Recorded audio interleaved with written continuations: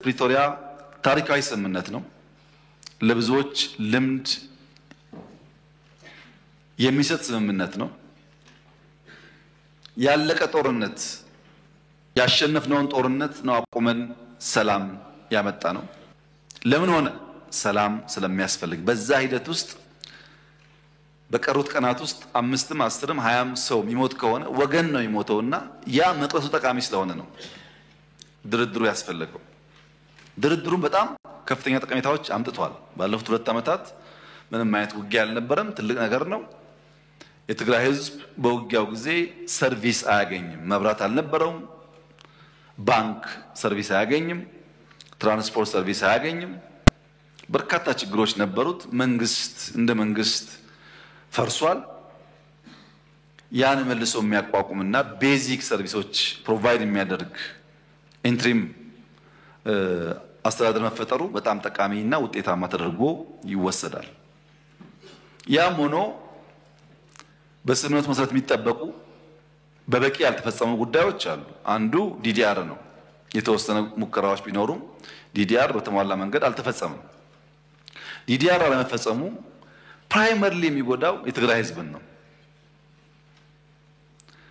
ማስተማር፣ መቆፈር፣ አገር ማልማት የሚችሉ ወጣቶች በወታደር ስም ተቀምጠው ለትግራይ ክልል የሚሄደውን በጀት እንዳለ ለቀለብ የሚያውሉት ከሆነ ትግራይ ውስጥ ልማት አይመጣም ማለት ነው።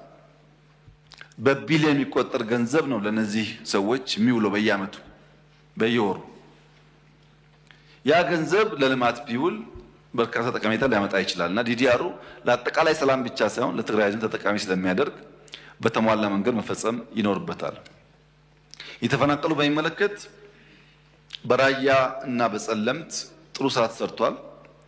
በወልቃይት አካባቢ የተጀመሩ ጉዳዮች በተፈለገው ደረጃ አልሄዱም። አሁን በእኛ በኩል ማስተላለፍ የምንፈልገው መልእክት የፌደራል መንግስት ከነገ ጀምሮም ቢሆን የተፈናቀሉ ሰዎች ለመመለስ ዝግጁ ነው። በዚያ ሳይድ በቂ ትብብር ከተደረገልን ፍላጎታችን ዜጎች ወደ መንደራቸው ሄደው የተለመደው ህይወታቸውን እንዲመሩ ነው። ያ እንዳይሆን እያደረገ ያለው ሂዩማኒቲ እና ፖለቲክስ በጣም ተቀላቅሎ ነው። በተፈናቀሉ ሰዎች ላይ የሚሰራ ፖለቲካ ጉዳት አለው።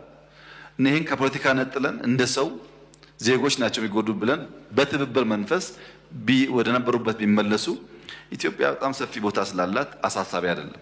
ከዚያ በኋላ የሚከተሉ ጉዳዮች ደግሞ በድርድር በውይይት እንዲፈጸሙ ማድረግ ይቻላል። ባለፉት 2 ዓመታት በፕሬዝዳንት ጌታቸው ረዳ በምክትል ፕሬዝዳንት ታደሰ ወረደና ጻድቃን ገብረትንሳኤ የሚመራው አድሚኒስትሬሽን 2 ዓመት ተጨማሪ ጦርነት እንዳይፈጠር 2 ዓመት ያሉ ጥያቄዎች በንግግር እንዲመለሱ ከፍተኛ ጥረት አድርገዋል።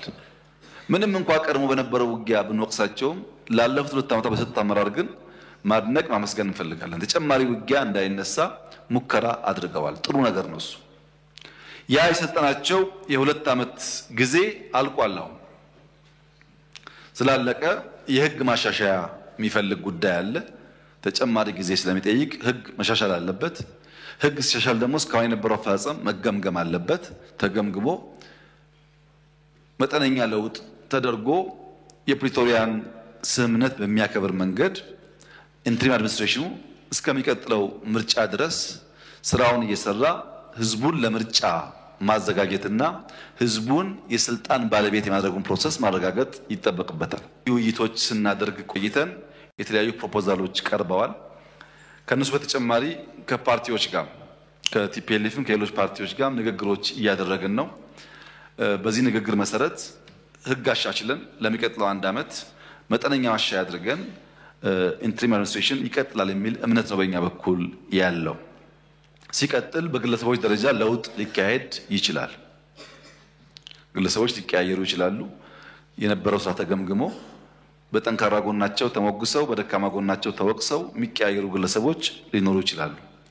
የትግራይ ህዝብ ጦርነት እንደማይፈልግ እኔም ሳወያያቸው በልዩ ልዩ መንገድ ገልጸዋል።